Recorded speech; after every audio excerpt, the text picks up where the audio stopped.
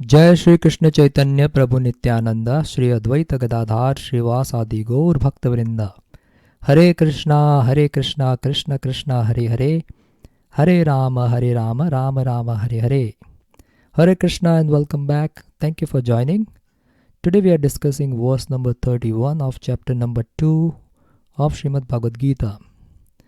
And previously we saw that in chapter 1, Arjuna, after seeing his relatives or observing his relatives in the battlefield of Kurukshetra, he is overwhelmed with compassion. And then he gave several reasons why he should not fight. Later in chapter 2, unable to decide whether he should fight or not fight, he finally surrenders to Krishna and seeks to take guidance from Lord Shri Krishna. After that, Lord Shri Krishna starts instructing Arjuna and reveals Arjuna's identity, that you, means Arjuna, and all of us are eternal and individual soul, and this body is temporary. So after understanding that I am not this body, what is next? So the next logical step would be, how do I act on the basis of the understanding that I am not this body? What are my duties on the platform of soul? And what are the duties on the platform of body? So these are the some things Krishna is going to discuss in this section C from verse 31 to 38. So let's go to verse 31. So Krishna over here, he defines a term that is called as Swadharma. Swa means my own and Dharma means duties. So what is my duty on the platform of body as well as on the platform of soul? So Swadharma is on the two levels, on the platform of body and on the platform of soul. Since we are the soul and the soul is eternal, so dharma of the soul is also eternal. So what is the specific dharma of the soul? So that specific dharma of the soul is defined later as love of God and to serve God. To love God and to serve God. These are the two specific dharma of a soul. For example, if we take different parts of the body, so the activities of the different parts of the body is to serve the stomach. If the stomach is happy and nourished, then the body parts will be happy and nourished.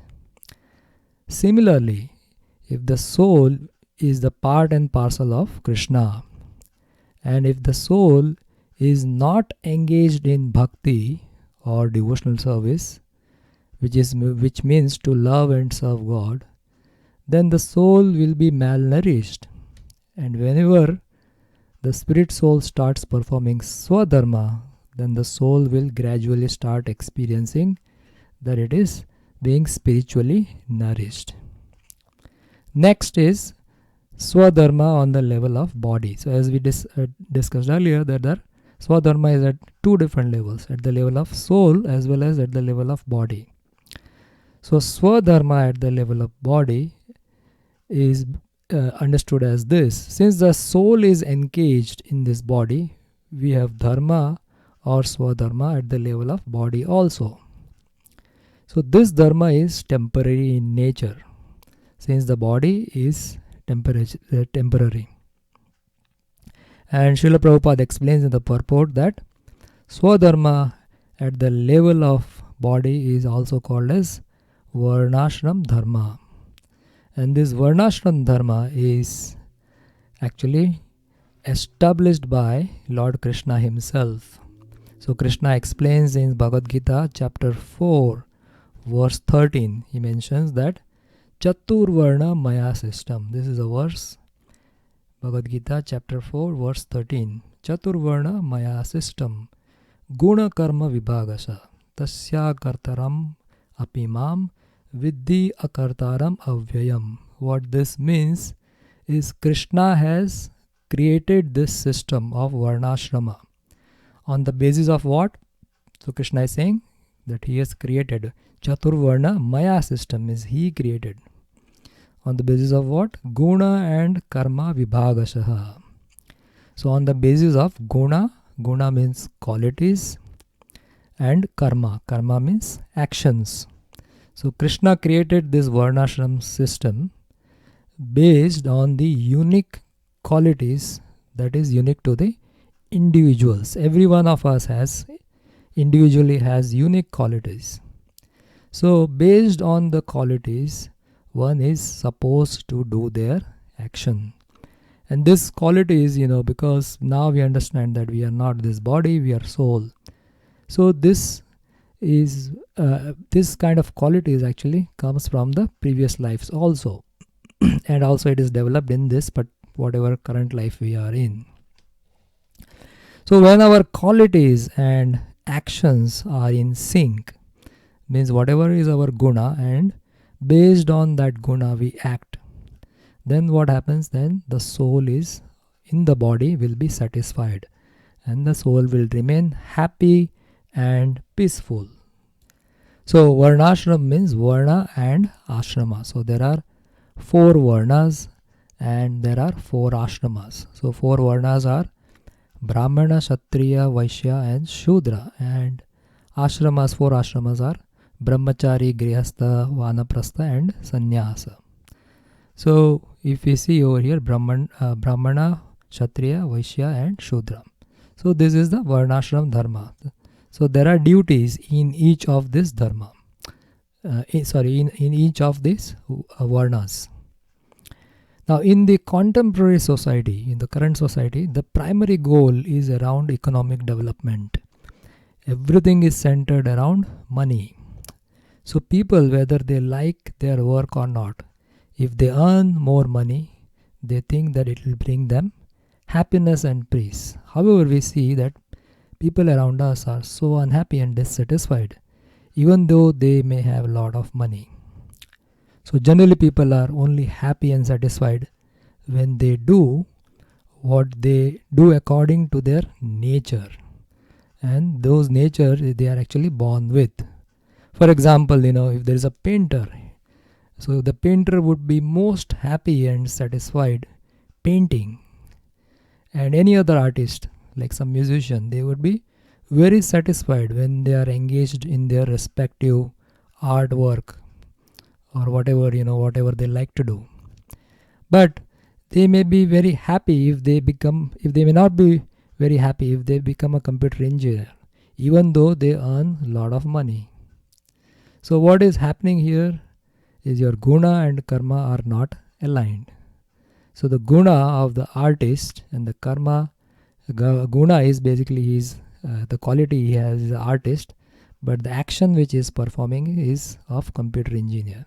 So when it is not aligned, though the person may earn a lot of money, but ultimately that leads to unhappiness and frustration.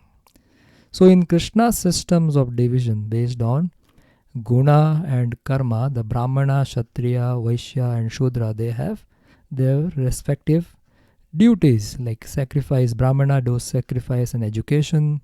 Kshatriya is the administrative class, they do protection. Vaishyas, they do business. And the Shudras, actually they serve others or they work others. So when the situation is based on the above division and people perform their swadharma, then what happens? Then the person is satisfied and happy at the level of body and mind. So again, it is very important that the guna and karma both are aligned. Then only the person will be satisfied at the level of body, mind and intellect. When somebody is satisfied at the body, mind and intellect level, then it is easier to perform the dharma or swadharma at the platform of soul. That is the ultimate dharma. The ultimate dharma is dharma at the platform of soul, because soul is eternal. So swadharma at bodily platform helps or facilitates to perform dharma at the platform of soul. So in this verse we will see what Krishna is trying to tell Arjuna is perform your swadharma at the platform of body. So let's see the verse. So chapter 2 verse number 31. Swadharmam api chapeksha na vikampitum arhasi dharmadhi yuddhat shreyo anyat kshatriyasya na vidyate. Considering your specific duty as Kshatriya, you should know that there is no better engagement for you than fighting on religious principle, and so there is no need for hesitation. So let's read the Sanskrit and clarify the meaning. So Krishna is saying to Arjuna in the very first line, Swadharmam api chaveksha. O Arjuna, your Swadharma is that you are born in a Kshatriya family and you are also trained as a Kshatriya. So basically you are a Kshatriya. So as a Kshatriya, you have to fight to re-establish Dharma. That is your Swadharma. Because he is a Kshatriya. Kshatriyasya na vidyate. He is basically born as Kshatriya. So Kshatriya's Dharma is to re-establish the religious principles. Right? And then the next line Krishna is saying, Na vikampitum arhasi. So he is saying that it is not befitting you. You are becoming hesitant to perform your duty as a Kshatriya. So that is actually not befitting your nature. The next line Krishna is saying, Dharmadhi yuddhyat shreya anyat. So Shreya means long-term benefit. Shreya means long-term benefit. So this Dharma Yuddha, there is no other bet or there is no better engagement for you other than performing this Dharma Yuddha. So that is the meaning of third line. Satriyasya na vidyate. So for Kshatriya, there is no better engagement than, for Kshatriya, there is no other engagement than fighting for protecting the religious principle. So one may ask a question that Krishna has just explained in the previous verse about the soul, that we are not this body and we are this eternal soul. So why Krishna is asking Arjuna to perform Swadharma at the level of body? Because he is talking about the Dharma of Kshatriya. So this question can be asked, that why Krishna is telling Arjuna to perform his Swadharma. So we have to understand here that Bhagavad Gita is spoken at various levels. So Arjuna, who is acting as a conditioned soul, he is not a conditioned soul, by the way. He is a pure devotee, but he is acting on the influence of Krishna's Maya. He is acting as a conditioned soul. So right now he is acting as a normal person. So when he is acting like that, so he is not ready to receive the highest level of knowledge at this point of time. So therefore, Lord Krishna is going to progressively reveal the knowledge to Krishna. So whatever is the highest knowledge is not revealed here. So this is the very basic knowledge. So the first level of knowledge after understanding that we are not this body, we are soul. So this is the first level of instruction Krishna is trying to tell to Arjuna. So in chapter number 2, verse number 7, when Arjuna had surrendered to Lord Shri Krishna, he asked, what is Shreya for me? What is ultimately good for me? So this is the first level of Shreya. Krishna will talk about multiple levels of Shreya. But the first level of Shreya is answered by Krishna over here. He is saying for a Kshatriya, there can be no greater good in fighting other than the Dharma Yuddha or righteous war. So basically, essence is like we have two sets of duties. One is at the material platform, at the bodily platform, and at the spiritual platform. So the bodily platform is, so this again going by the diagram, the bodily Swadharma, specific duty at the bodily platform is the Varnashram Dharma. And then we understood this 4 Varnas and then there are 4 Ashramas. But the spiritual platform is basically that happens.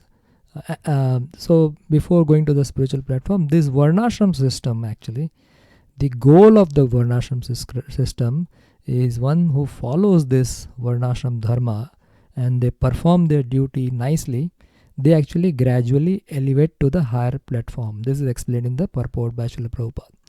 So the goal of the Varnashram system is progress towards liberation. So ultimately it is helping the duties at the bodily platform is helping the soul to gradually progress towards liberation. And when they are liberated, then they perform the duty at the spiritual level. So there is no bodily concept at that point of time. So that is at the liberated state. So this is explained by Prabhupada in the purport.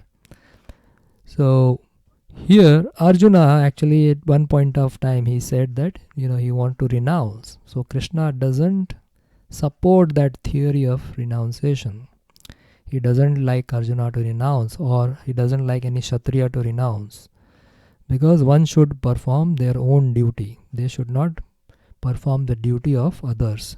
Renouncing is the duty of sannyas. But for Kshatriya, he has to protect.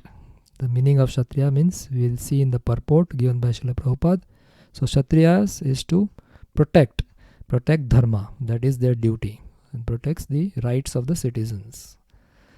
So let's read the purport given by Srila Prabhupada. So duties of Kshatriya. Out of the 4 orders of social administration, social administration means this Varnashram system, there are 4 orders. The second order for the matter of good administration is called as Kshatriya. So this is Kshatriya. So first is Brahmana, second is Kshatriya. Shat means hurt, and one who gives protection from harm is called a Kshatriya. Trayate means to give protection. So one who gives protection to others from being hurt is a Kshatriya. The Kshatriyas are trained for killing in the forest. So this is the training given to them, so that when the actual situation comes, they can face it. A Kshatriya would go into the forest and challenge a tiger face to face and fight with the tigers with his sword. And when the tiger was killed, it would be offered to the royal order for cremation. This system has been followed even up to the present day by the Kshatriya kings of Jaipur state. So when Prabhupada was writing this book, the kings of Jaipur, they were following this system. The Kshatriyas are especially trained for challenging and killing, because religious violence is sometimes unnecessary factors.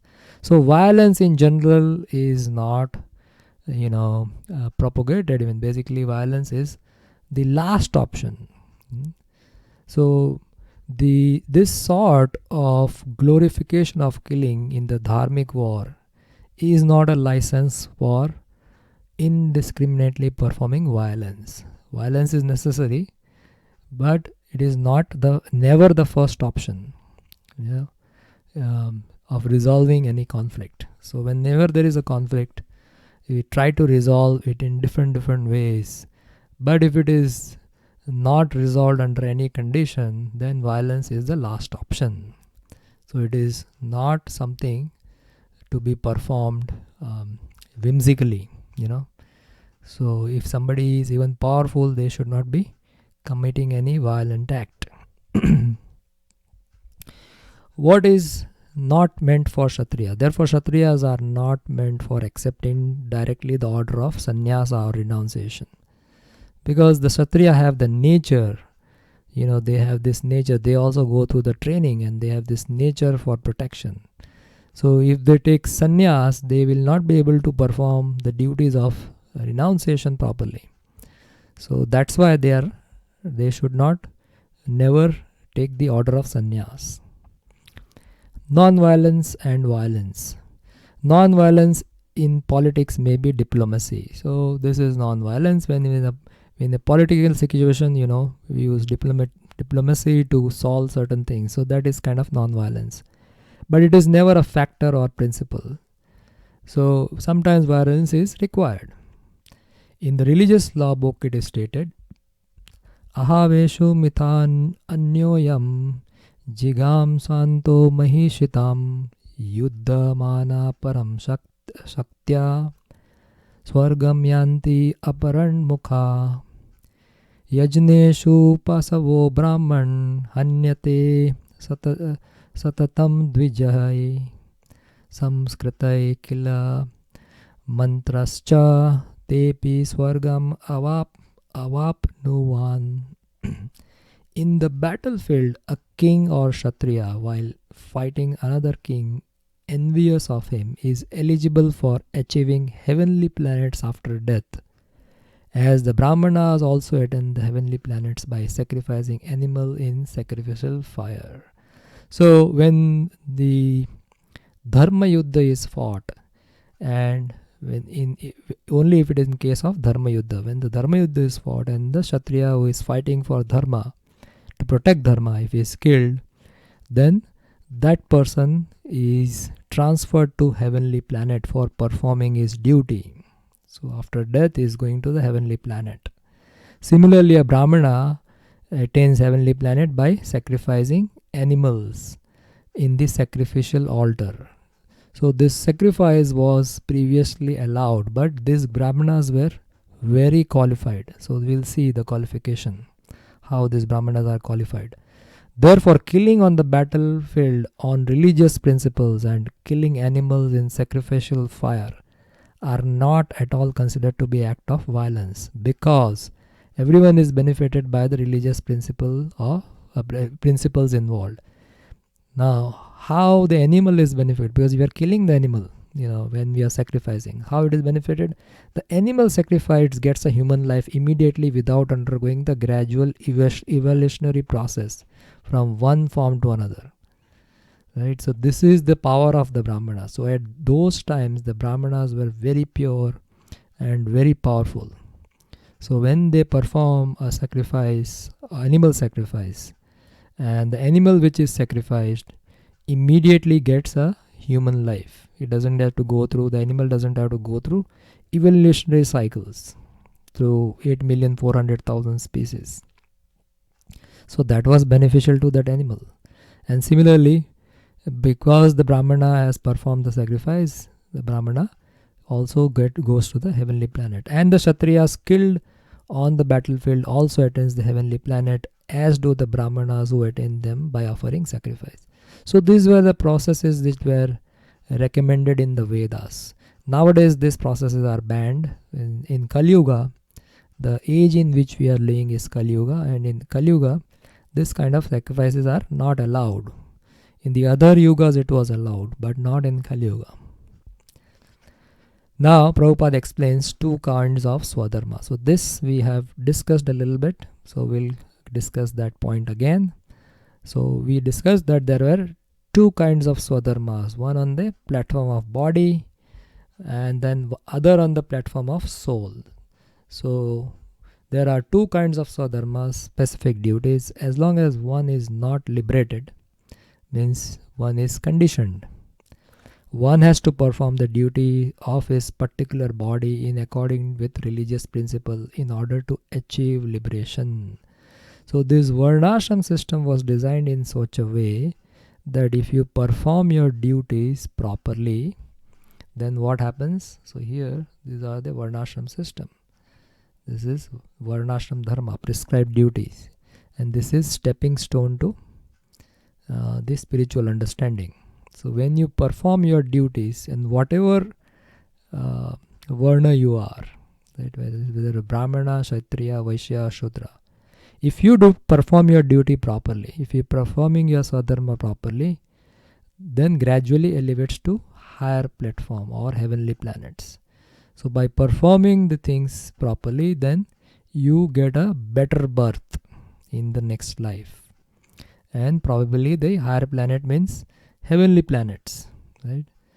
So this is the thing which is discussed here, that they progress towards liberation, and when one is liberated, one's Swadharma becomes specific duty, becomes spiritual and is not in the material bodily concept. So in the goal is to, again going to this particular point, the goal is of Varnashram Dharma is progress towards liberation. And when it is followed properly, and when somebody is liberated, then what happens? They get a spiritual body, and then the dharma is on the spiritual platform. It is not on the bodily concept of life. So this is the dharma at the spiritual platform. So continuing, when one is liberated, one's swadharma, specific duty, becomes spiritual and is not in the material bodily concept. In the bodily conception of life, there are specific duties for brahmanas, kshatriyas respectively, and such duties are unavoidable, means one has to do these duties. Swadharma is ordained by the Lord. There is ordained by the Lord. We have seen this in 4th chapter, 13th verse. Krishna is saying Chaturvarna Maya system. So this is given by the Lord himself. Swadharma is ordained by the Lord, and this will be clarified in the 4th chapter. I have shown you the verse, and Prabhupada is writing, it is clarified in the 4th chapter. On the bodily plane, Swadharma is called Varnashram Dharma, or men's stepping stone for spiritual understanding.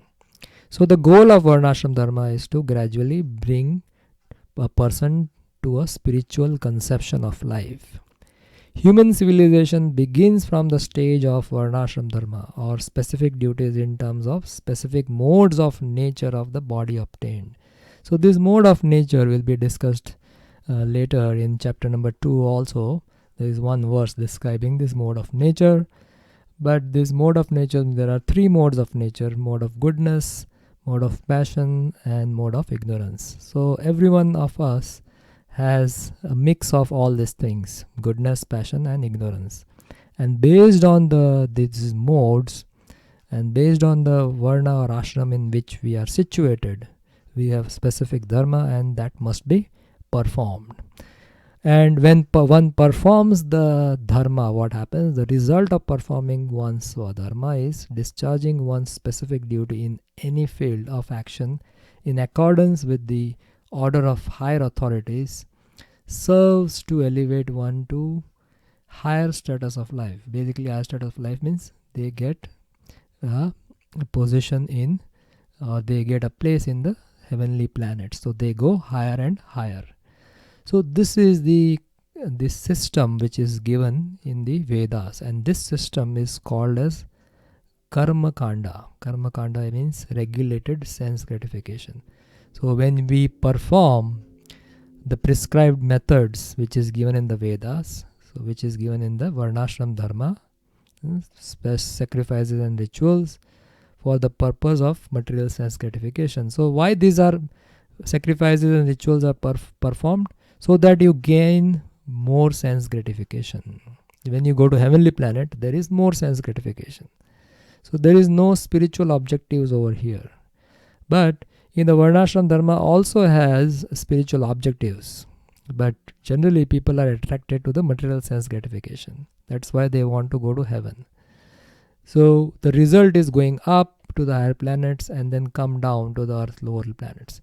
So what happens is, person is in the earthly realm here, this is the earthly planet. When they are here, they perform this dharma, and then they go up to the higher planetary system, and then they enjoy for some time. When the enjoyment, it's like a debit card. So there is some amount in debit card, and as soon as you go up, then that amount start decreasing, and then it comes back to zero. When it comes back to almost zero, then the person comes from here to again earthly planet. And then if the person has to suffer, then they go to the lower planets, and then again come up. So this is a cycle. It keeps on going up, going down. So this is what is mentioned in the Karma Kanda section. This is what pretty much is Karma Kanda. The definition of Karma Kanda, it is regulated material sense gratification. So that is the understanding of Karma Kanda. So here Krishna is talking about to Arjuna that when you perform your duty as a Kshatriya, this is the best option for you as of now. So this is the first option given by Krishna.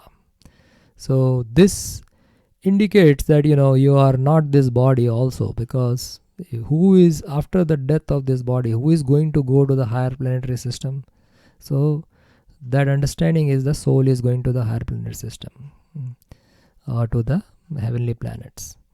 So the understanding of soul is there, but still the soul wants to enjoy sense gratification in the higher planets, because there is more sense gratification over there. So this is all given in the Vedas. So this is what is discussed in the purport, and you can read it later whenever you get time. So we'll stop here and we'll continue with the next verse in the next session. Thank you so much. Srila Prabhupada ki jai. Srimad Bhagavad Gita ki jai. Gaur Premanande Hari Bol.